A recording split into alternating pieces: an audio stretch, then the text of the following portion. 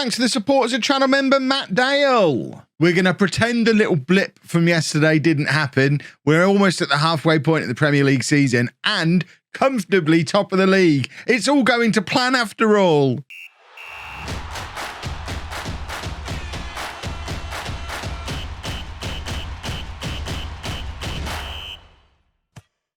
Hello and welcome to Club 3, part 27 of Non-League to Legend. I'm Kevin. Coming up on today's episode, we have 2 Premier League games for you. I rarely do 2 Premier League games, but, you know, the whole purpose of this season is to win the Premier League. So I thought I should show you how we're getting on. We're going to be away against Wolves and at home against Bournemouth. Since you were last with me, we have been in really rather good form. As you can see, we have won every game since the last episode, including the 2 games. In fact, yeah, they were the 2 games in the last episode, weren't they? Posh and Barcelona. We then went on a nice winning run in the Premier League, put 7 goals past Galatasaray in the Champions League, beat Man City along the way as well. So we finished our Champions League group in 2nd place, level on points with Barcelona. We're now going to be playing Napoli in the knockout rounds, which will be coming up next week. We'll get into the first knockout round of the Champions League as we try and win that again. But more important this season is the fact the Premier League table looks like this. 18 games gone. So we'll pass the halfway point of the season in this episode, and we are currently 6 points clear of Manchester United. Hopefully going to continue that run of form today as well. So this is the team for the game against Wolves. We're going with Morau in goal, about 4 of Rashevsky, Brand, Asante, Tamela, Chavalsky and Rengifo in midfield, and then Magno, Miliaccio and Camara supporting Jack Joyce up front, who has been a revelation. Poor old Liam Delap, poor old João Pedro. And as for that Neo guy that I signed for big money, don't need any of them. Jack Joyce is the answer. I know he's only here on loan. Obviously, in reality, if we were to carry this on for another season, which I guess if we were doing full reality rules, there's no way I would end this Arsenal career at this point. I've only been here a few years and I've built a wonder team. But in reality, we signed Jack Joyce permanently this summer. Brand's just put us 1-0 up from a free kick. We don't have to score from free kicks. We are good from set pieces in general, but free kicks, not so much. Why are we not getting... Oh, I thought we weren't getting a replay. So Rengifo floats it over. Brand's there at the far post just to nod it past the keeper. Easy as you like. Told you being 5'10" didn't matter. He's still going to score all the headers and put us 1-0 up against Wolves. And remember, Wolves have been a good team in recent years. Rengifo, I said we don't do it very often. He's just delivered the exact same free kick, this time for Rui Camara to nod home. It's 2-0 to Arsenal. Rengifo is he's got a wonder of a left foot for these free kick deliveries. 2 lovely in-swingers, 2 goals, and we need to start having a look to see how the teams behind us are getting on. We've got another free kick here. This time it's Brand. Are we just going to score all our goals today from free kicks to prove I'm an idiot who doesn't know how we score goals? Magno now on the left plays a beautiful... That pass from Magno. Talk about defence splitting. I warned you we were a good side. Maybe you didn't realise just how good of a side we are. But look at the state of this. It passes through so many players on the way to Magno, who just then slices the defence in half. Joyce times his run perfectly, applies the finish, and after 23 minutes, we are 3-0 up. I said Wolves have been a good side. I mean, they're 18th. Maybe they haven't been that good a side. We're actually playing against 2 teams in the relegation zone in this episode. You're going to see us just knocking the ball around like a wonder team for 20 minutes, which I don't mind that. We play so many matches but are against the good teams and we struggle sometimes. And then every now and again we go and do this. I'm now rethinking my intro. I thought we'd lost the games yesterday. It must have been... Was it the day before we stuttered? And I've missed a day in my memory because looking back at that schedule, we beat Posh, we beat Barcelona. So is it the day before we lost to Barcelona? Have I lost a day? I'm not sure how much of that I remember happening. It's all getting too much for me. This is because I'll tell you what's going on so you realise why I'm being so scatterbrained.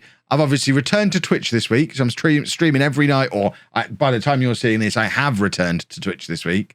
It's actually Saturday this is coming out. I'm recording this on Monday. But I've returned to Twitch, or I'm returning to Twitch. Have returned to Twitch. But I've also got the home series. I'm trying to get this Arsenal series wrapped up in the recording so that I can get started on the next 2 things that are coming. We've got Born in the USA, which is going to be starting in a few weeks, which I'm doing lots of behind the scenes stuff on. database building and graphics creating and all that kind of stuff. That's not going to be ready for when this series finishes, though. So there's going to be another thing in between as well. I'm going to do like a 1-week mini series. So I'm also trying to get that planned so that I can get that recorded. The idea being I want to get, by the time you're watching this video, I'd like to think I've finished recording Non-League to Legend completely and it's all just banked. I'm then partway through recording the week-long mini-series to bank that as well. So I can then spend the couple of weeks in the lead up to Born in the USA coming out, focusing completely on that and obviously keeping Home moving along as well, because Home's going to be in for the long haul yet. So that's why my brain is melting a little bit, because I'm working on 5 different saves at the same time, which, I mean, cut me some slack, boys and girls. I'm not going to be able to keep track of 5 games at the same time, always. Right, final change. I think I am going to bring on Liam Delap. I feel like I'm treating him harshly by him not playing regularly. He did score goals for us in the Club World Cup. He's in double figures for the season as well. He's just not playing as well as Jack Joyce has. And I just have that ridiculous loyalty to Joyce, even though he's only on loan, because I discovered him. I made that boy. So I want Jack Joyce to be a success, but they are competing with each other for a spot in the England squad. And at the moment, I am very much favouring Joyce, and poor old Liam Delap, who without him, we wouldn't have won the Champions League, is being treated a little unfairly. So I need to give him a little bit more game time. But it's a comfortable win over Wolves. We now face Bournemouth. That is the halfway point of the season, though. Still 6 points clear of United. Hopefully we pick up another win against Bournemouth and we can almost engage cruise control for the rest of the season then, and hopefully wrap up winning the Premier League, win another Champions League, and then I think everyone will realise that it was right to end the series now, because we have the best team in the history of the world. We'll probably now lose to Bournemouth, won't we? There's a school of thought that we maybe didn't need to upgrade our goalkeeper in the summer. Turns out we've got the 2 best goalkeepers in the world, and the best one is sat on the bench. Let's congratulate him. Imagine me walking in and saying, Roland, congratulations, you're the best goalkeeper in the world.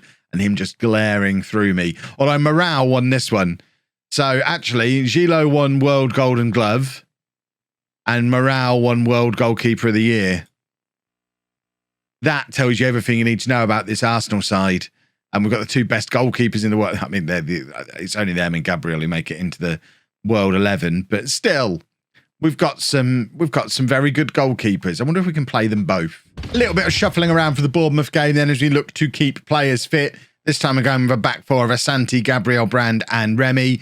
Warren comes in the attacking midfield spot because he is awesome. He is going to be an absolute superstar. And I don't know, do we bring Liam Delap in? I don't want to break Jack Joyce's run of form. That's the problem. So I think we leave Joyce in as the starter, but no to bring Delap on, maybe a little earlier than 20 minutes to go. João Pedro, now, as far as I'm concerned, he's my backup for wide areas. The front 2 is all about Joyce and Delap. And I guess it's like a Frank Lampard, Steven Gerrard situation. Got to decide how to play them together, both at club and country level. Not that I am the England manager, but I should be the England manager. I've got the 2 best English strikers. I've got the 2 best goalkeepers in the world. England's 2 best strikers. Harry Kane probably wants to have a word because he's still scoring lots of goals for Spurs. But still, I'm giddy about this team. I'm very much enjoying myself. It's fun knowing it's the final season, knowing we've just got to try and win it all, and it's actually going quite well at the moment. It's nice. That being said, Bournemouth have just scored. That's been disallowed, hasn't it? The referee looks like he's disallowing it. He better be disallowing it. We've got the best goalkeeper in the world. We can't be conceding goals against Bournemouth. We're going over to the VAR. This should be disallowed. I don't know what for, but I'm in support of it being disallowed. Never should have been allowed. Offside, apparently. Oh, my word. He's miles offside. 3 of them are miles offside. So, yeah, that's completely acceptable that was disallowed. And now we've got another free kick. Is it going to be Rengifo again? It is. He's probably going to shoot with this one, though. He does shoot. Wow. He can do that as well. He is starting to look better and better value for his £115 million that we spent on him. I was a little bit worried that having brought in Chvalski as well, I wouldn't find a way to play them both, but playing them together seems to be the answer. Barrow getting injured at the start of the season was a little bit of a blessing in disguise because it forced me to play these 2 together immediately. And despite Barrow being one of our best players last year, he has fallen off a cliff now because Chowalski and Rengifo, who are both like 21, 22, 23 years old, that could be your Arsenal central midfield for the next 10 years. And that's the great thing about this side. They're all young. Obviously, Gabriel's in his early 30s now, but the rest of this team that's out there today, I think Joyce might be the oldest at like 24. That can't be right. Magno must be a little bit older. The point is, they're a young, exciting side. What a difference from 3 years ago when we turned up to this old, boring Arsenal side. Remy now picking it up at right back, and he just runs forward, gives it to Camera. Camera playing it back to Remy again. The Bournemouth players can't get near them two. They're just controlling the ball on the right-hand side. That was a quite stupendous effort from Joyce, and quite frankly, a little bit disappointing it didn't go in because I want stupendous. Stupendous pleases me. If he'd have just hit that really hard, we'd be 2-0 up. So hopefully we don't live to regret that. There's such a thing as overconfidence, and we have got Liam Delap knocking around. What a goal. What a goal again. Rui Camara, number 16 of the year. I've told you time and again, and I'll keep telling you, that boy is the second coming of Cristiano Ronaldo. He will be the best striker in the world soon. And what a finish. 2-0. Lovely stuff. Right. Don't need to fiddle too much at half time. And we've got a corner now. It's Camera floating it in, and Asante with a header that goes just over. What's going on with the Manchester United game? It looks like we're increasing our points gap, which is nice. United drawing 0-0 away against Posh. We know how hard Posh are to break down. Probably playing the back 6, back 7, back 8, whatever they're doing. Hideous Philip Cocu nonsense. He is now my greatest FM nemesis, I think, Philip Cocu, just because he's so boring. But hopefully they do that job over Manchester United today, hold them to a 0-0, and we can then extend this out to an 8-point gap on New Year's Eve. It's 3-0 now, by the way, for those of you listening while you play FM. Magno with a lovely little header, perfectly positioned.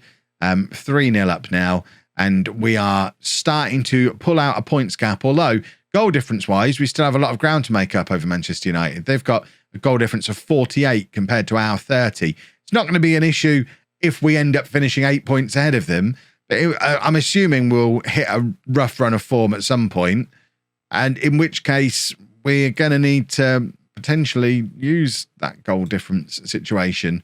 Right, we're doing a triple change, and what am I doing wrong here?